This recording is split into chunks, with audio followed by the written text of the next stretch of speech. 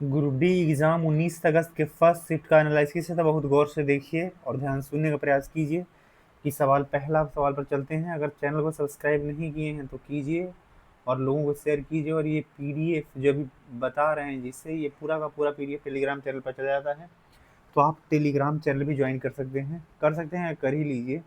बगीचे में link description में है। अब सवाल पे चलते हैं कि बगीचे में पौधे की समान वृद्धि के लिए मिट्टी का पीएच मान कितना होना चाहिए। केवल पौधे के लिए नहीं, ये खेती के लिए भी यही पीएच मान होता है। कितना? 6 से 7.5 के बीच। अब यहाँ ऑप्शन में 6 से 7.5 नहीं है, तो आप 6 से 7 यानी ऑप्शन नंबर बी। अब बाबू नेक्स्ट सवाल पे अगर देखते हैं तो क्या कह रहा है, यहाँ देखिए ना 6 से 7.5 लिखा हुआ है। अगर नेक्स्ट देखें तो नेक्स्ट सवाल में क्या कह रहा है कि मस्तिष्क से सीधे निकलने वाली तंत्रिकाओं को क्या कहा जाता है। तो मस्तिष्क से सीधे निकलने वाली तंत्रिकाओं को क्या कहा जाता है, तो यहाँ ऑप्शन आइए है, तो क्या कहा जाता है, तो यहाँ कपाल तंत्रिका यानी क्रेनियल नर्व्स कहा जाता है। कपाल तंत्रिका यानी क्रेनियल नर्व्स कहा जाता है। अब कह रहे हैं कि मानव शरीर में 12 जोड़ी यानी 12 पेयर में होती हैं क्या, कपाल तंत्रिकाएं। इनका कार्य क्या होता है, तो ये तंत्रिकाएं मुख्य रूप से सिर यानी सिर और उसके नीचे गर्दन और फिर चेहरों के अंगों को मस्तिष्क से जोड़ती है। कौन? कपाल तंत्रिकाएं। अब बाबू यहाँ पर एक सवाल क्या कह रहा है, गौर से सुनिए। यहाँ पर क्या है कि यदि एक कार और एक ट्रक समान बल लगाए जाएं तो किसका त्वरण अधिक होगा। यानी एक ट्रक और एक कार पर समान बल लगाए जाएं तो किसका त्वरण अधिक होगा।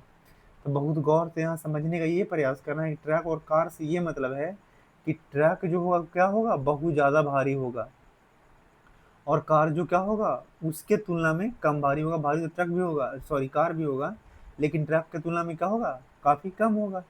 तब बाबू कह रहा है कि दोनों पर फोर्स बराबर मारा जाता है, तो किसका एक्सेलरेशन कम होगा, मतलब ज़्यादा होगा, ये सवाल पूछा है। तो आप दो बॉल ले लीजिए, एक बड़ा और एक छोटा जो बहुत ज़्यादा भारी है। एक आप क्या ले लीजिए, तो कॉस्को बॉल होता है वो ले लीजिए, या फिर एक ऐसा ही आप बॉल ले लीजिए हल्का, और एक बॉल ले लीजिए वही लोहा का जो गोला फेंकने में होता है वो, और दोनों पर बराबर फोर्स लगाइए। ज़्यादा दूर कौन जाता है, तो ओबियसली जो हल्का वाला है वो ज़्यादा दूर जाएगा। ये इस बात से एग्जाम्पल्स आप समझे होंगे। अगर अभी भी आप नहीं समझ पाए हैं तो आप इसको इस तरह समझिए कि दोनों, एक जो है 7 kg का है, ये क्या है, कार है। 7 kg क्या है बाबू, कार। और ट्रक मान लिया जाए कि 14 kg का है। कितना केजी का है बाबू, 14 kg का। अब आप जानते हैं कि फोर्स बराबर क्या होता है, मास गुने एक्सेलरेशन। तो जो फोर्स है मास और एक्सेलरेशन के मल्टीप्लाई के बराबर है। तो दोनों पर फोर्स लगाया जाता है कितना कितना का, 98 न्यूटन का फोर्स लगाया जाता है दोनों को। तो अब बाबू 7 kg का है, तो ई क्या होता है, फोर्स 98 दिया है। इसका मतलब ये हुआ कि फोर्स बराबर क्या होता है, मास गुने एक्सेलरेशन। यानी यहाँ 14 का एक्सेलरेशन बन पाएगा, और यहाँ 14 का केजी का ट्रैक ही है, तो यहाँ कितना का एक्सेलरेशन बनेगा, 7 के। तो आप बताइए कि इसका एक्सेलरेशन ज़्यादा हुआ, तो जो हल्का वाला है, तो जो 7 kg का कार है उसका एक्सेलरेशन ज़्यादा हुआ, क्योंकि इसका एक्सेलरेशन कितना है, 714 मीटर पर सेकेंड स्क्वायर, और दूसरे वाले को 7 हुआ। तो यही ध्यान रखना है कि जो भारी होगा उसका एक्सेलरेशन क्या होगा, कम होगा, और जो हल्का होगा उसका एक्सेलरेशन क्या होगा, ज़्यादा होगा। अब तो यहाँ पर सवाल पूछा है किसका, तो कार का ज़्यादा होगा, तो ऑप्शन नंबर बी होगा। आई होप समझे होंगे आप। अब बाबू नेक्स्ट सवाल पे अगर देखें तो नेक्स्ट सवाल में ये कह रहा है कि यदि किसी वस्तु का वेग यानी वेलोसिटी टाइम ग्राफ समय अक्ष यानी टाइम एक्सिस के समानांतर एक सीधी रेखा में है, तो इसका त्वरण यानी एक्सेलरेशन क्या होगा। तो अगर देखिए एक इस तरह से क्या है टाइम, और इस तरह क्या है वेग ग्राफ, तो अगर आप दोनों का इस तरह से ग्राफ बन रहा है ना बाबू, यानी यानी इस तरह से अगर ग्राफ बन रहा है, इसका मतलब ये हुआ कि जितना, अगर ये क्या है, इसका मतलब ये हुआ कि क्या है, समान वेग से चल रहा है। इसका मतलब ये हुआ क्या है, समान वेग से चल रहा है। कि पहला ये टाइम ले लेते हैं 1 2 3, और फिर क्या है, तो यहाँ 5 किलोमीटर से, अगला 10 किलोमीटर से ये, 15 से और ये 20 से। तो आप अगर देखिएगा कि 1 सेकंड में कितना 5 मीटर चला, तो यहाँ भी 5/1 यानी वेलोसिटी कितना हो गया 5 ही। अगर बाबू 2 सेकंड में कितना डिस्टेंस कवर किया है 10, तो यहाँ भी 10/2 यानी वेलोसिटी कितना हो जाएगा 5 ही। अगर यहाँ देखिए बाबू 3 सेकंड में कितना डिस्टेंस कवर किया है 15, यानी यहाँ भी वेलोसिटी 15/3 यानी कितना हो गया 5। तो हर जगह क्या है वेलोसिटी सेम है। तो अगर वेलोसिटी सेम रहता है तो त्वरण 0 हो जाता है। ये बात आपको समझ आया तो थोड़ा कमेंट में लिखिए तो कि आपको आया या नहीं, क्योंकि बात है फिजिक्स वाला। ऑप्शन नंबर सी हो गया। तो अगर आया समझ तो बताइए, अगर नहीं आया तो भी बताइए। कि बाबू कह रहा है मरुस्थलीय पौधे रात के समय कार्बन डाइऑक्साइड यानी CO2 क्यों शोषित करते हैं। तो क्यों, क्योंकि दिन में करेंगे तो वाष्पोत्सर्जन ज़्यादा हो जाएगा, तो पानी का क्या हो जाएगा, बहुत ज़्यादा पानी बाहर निकल जाएगा। उससे होगा क्या कि पानी जब बहुत ज़्यादा निकल जाएगा बाहर, तो उससे होगा क्या कि मरुस्थल में एक तो ऑलरेडी पानी की कमी है, और निकल जाएगा तो और नुकसान हो जाएगा पौधों को। तो ये पानी की हानि यानी वाष्पोत्सर्जन को कम करने के लिए ही क्या करते हैं, रात में क्या करते हैं वो, तो स्टोमेटा को खोलते हैं। यानी अब नेक्स्ट सवाल यहाँ पर आप देख लीजिए ना एक बात, मरुस्थलीय पौधे जैसे कि क्या होता है कैक्टस रात में अपने रंध्र या स्टोमेटा खोलते हैं, जिससे क्या हो कार्बन डाइऑक्साइड ग्रहण कर सकते हैं, और क्या है दिन के समय पानी को हानि को कम कर सकते हैं। और अगर दिन को खोलेंगे तो पानी पेपर बन के उड़ जाएगा, जिससे बचने के लिए क्या कहता है रात के अपने स्टोमेटा खोल के कार्बन डाइऑक्साइड ले लेते हैं। अब कह रहा है बाबू वर्ष 2026 में पश्चिम बंगाल के मुख्यमंत्री कौन बने हैं। तो वर्ष 2026 में पश्चिम बंगाल के मुख्यमंत्री शुभेंदु अधिकारी बने हैं। कौन, शुभेंदु अधिकारी। लेकिन ये ध्यान यहाँ ये रखना है कि शुभेंदु अधिकारी ठीक है, इससे पहले मुख्यमंत्री कौन थी, तो ममता बनर्जी। कौन थी बाबू, ममता बनर्जी। और टोटल बंगाल में कितना है 294 सीट्स है। कितना है 294 सीट, 294। उसमें से कितना 206 सीट बीजेपी लेकर आई है। यानी मेजोरिटी के लिए कितना चाहिए था 147 और 1 48, यानी आधा प्लस 1 यानी 148 चाहिए। लेकिन लेकर ये कितना 206।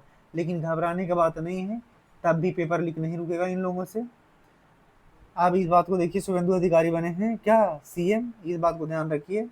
इनसे होना कुछ जाना कुछ है नहीं। अब नेक्स्ट सवाल पे देखते हैं बाबू कि क्या कह रहे हैं। अफ्रीका के बाद जो अफ्रीकी महाद्वीप में है, भारत का दूसरा सबसे बड़ा व्यापारिक भागीदार देश यानी ट्रेडिंग पार्टनर देश कौन सा है। तो कौन सा होगा ट्रेडिंग पार्टनर, तो आपको पता है ना कि ये नाइजीरिया। अफ्रीका में दक्षिण अफ्रीका के बाद भारत का सबसे बड़ा ट्रेडिंग पार्टनर कौन है बाबू, नाइजीरिया। तो ऑप्शन नंबर क्या हो जाएगा B।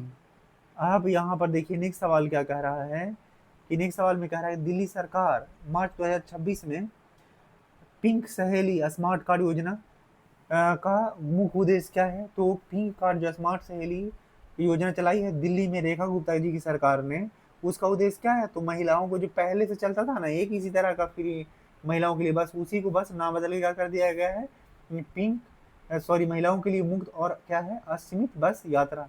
यानी ऑप्शन नंबर क्या है बाबू A।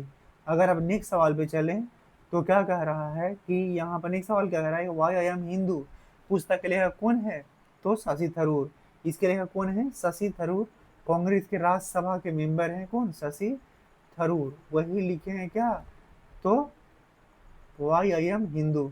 अब देखिए बाबू अगर नेक्स्ट सवाल क्या कहें कि नेक्स्ट सवाल में क्या कह रहा है कि मार्च 2026 में मध्य प्रदेश के कुल्लू नेशनल पार्क में मादा चीता ज्वाला द्वारा 5 शावकों को जन्म देने के बाद भारत में चीतों की कुल संख्या बढ़कर कितनी हो गई है। तो आपको पता है कितनी हो गई, तो ऑप्शन यहाँ देख लीजिए तो आपको पता कितना हो गया बाबू 53, यानी ऑप्शन नंबर क्या हो गया C। और कहाँ लाया जा रहा है, तो अफ्रीका कंटिनेंट इस तरह है नीचे वाला भाग जहाँ पर केप ऑफ गुड ऑफ नीचे है, तो इसी पोर्शन से जितना भी लाया जा रहा चीता यहीं से सब लेकर आ रहा है, इंडिया में लेकर आया जा रहा है। अगर बाबू नेक्स्ट सवाल अगर देखें यहाँ पे तो कह रहा है कि हाल ही में उपराष्ट्रपति CP राधाकृष्णन ने नई दिल्ली में टाइड्स ऑफ टाइम नामक पुस्तक का विमोचन किसने किया है, टाइम ऑफ टाइड्स। तो ये सुधा मूर्ति ने की है, यानी ऑप्शन नंबर क्या है B। किसका पुस्तक है, सुधा मूर्ति का। अब सुधा मूर्ति का नाम आप पहले भी कभी सुने होंगे कभी ना कभी। सुधा मूर्ति का एक और पुस्तक है और वो बहुत फेमस पुस्तक है, नारायण मूर्ति की पत्नी है सुधा मूर्ति। अब ये कौन है बाबू, सुधा मूर्ति। सुधा मूर्ति जो है वो कौन है, एक और इनका पुस्तक है तो डॉलर बहू। क्या है बाबू, मजाक नहीं कर रहे हैं, सीरियस बात कर रहे हैं। डॉलर बहू कौन है, एक ये सुधा मूर्ति की एक पुस्तक है, उसका नाम क्या है, डॉलर बहू। तो अगर आप ये भी आए कि डॉलर बहू पुस्तक लेखक कौन है, तो सुधा मूर्ति। अब बाबू नेक्स्ट सवाल में ये कह रहा है कि वो नेक्स्ट सवाल का इसको बात को डिस्क्रिप्शन में लिखा है, तो आप ये पढ़ लीजिए कि क्या है। तो देख लीजिए कि अगस्त 2026 में उपराष्ट्रपति राधा कृष्णन द्वारा सांसद एवं प्रसिद्ध लेखिका सुधा मूर्ति द्वारा लिखित पुस्तक द टाइम्स ऑफ टाइड का विमोचन किया गया। इस पुस्तक के संविधान सदन में 58 संसदीय समिति या सॉरी भित्ति चित्रों और कलाकृति की सुंदरता और प्रतीकात्मकता को दर्शाती है। अब यहाँ पर देख लीजिए क्या लिखा हुआ था ऑप्शन में थोड़ा कि सुधा मूर्ति वो ठीक है, एक और मतलब ये एक और पुस्तक है सुधा मूर्ति का क्या है, टाइम एंड टाइड, तो उसके बारे में बात किया गया है। तो क्वेश्चन आज बहुत कम मिल पाया था, इसीलिए वीडियो छोटा है। और क्या आप चाहते हैं कंटिन्यू आगे वीडियो करें, क्या बच्चे बहुत कम गए तो देख नहीं रहे लोग, तो अगर आप चाहते हैं तो बताइए, और नहीं तो आज से बाद बंद करते हैं। तो जैसा होगा आप बताइए, कमेंट में जरूर लिखिएगा।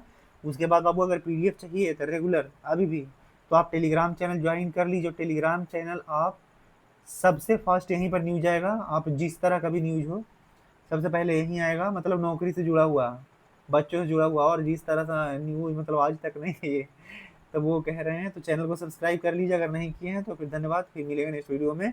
और मैथ का जिनका एग्जाम है उनके लिए जो मैथ का 10 सेट है यूट्यूब पर कराए हैं हम प्रीवियस ईयर का, वो बिल्कुल देख के जाइए, उससे पैटर्न पता चलेगा और उसी टाइप का सवाल आ रहा है, उससे एक भी बाहर नहीं। तो फिर मिलते हैं नेक्स्ट क्लास में, तब तक आप एग्ज़ाम दीजिए।